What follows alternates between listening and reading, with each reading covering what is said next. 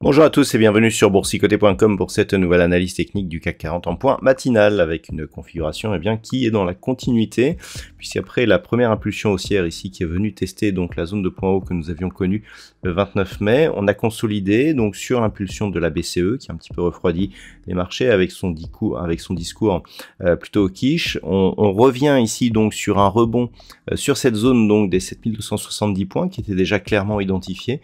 Et on se remet ici à l'assaut de la zone des 7335 points, dans une séance qui est donc à 4 sorcières, qui risque donc de voir pas mal de volatilité et de volume. Donc pour l'instant, on est dans une configuration qui reste haussière, avec comme objectif un retour possible sur la zone des 7380 points.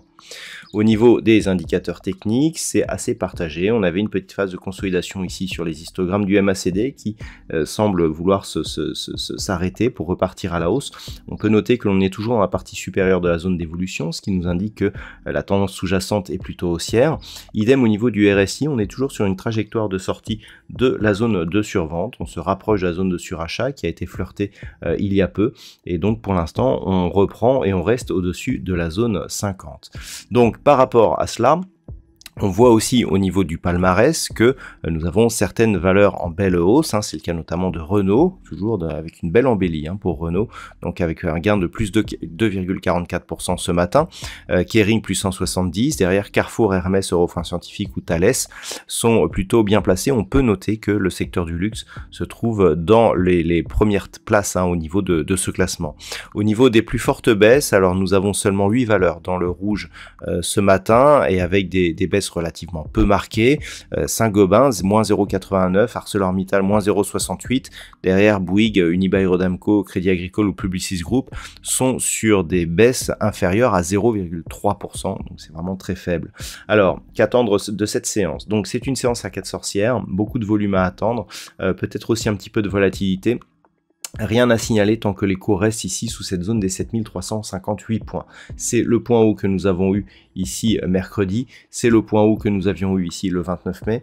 Tant que l'on reste ici sous cette zone et que l'on ne vient pas terminer de combler ce gap qui s'était ouvert le 24, eh bien on restera sous 7380 et ce rebond ne sera que technique. Sur cassure des 7380 points, là les choses pourraient changer puisque on pourrait sortir justement, commencer à envoyer des signaux qui nous permettraient de sortir de cette phase de consolidation.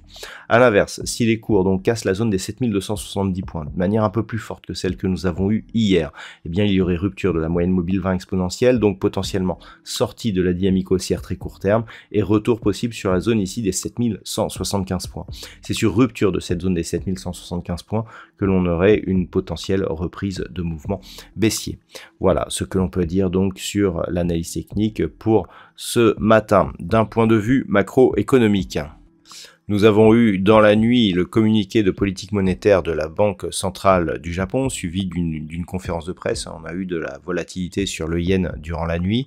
Ce matin, au niveau de l'Europe, nous aurons les chiffres de l'inflation. Alors au lendemain de l'intervention de la Banque centrale européenne, il y a peu de chances que ce chiffre ait un réel impact, à moins qu'il y ait un gros écart avec le consensus.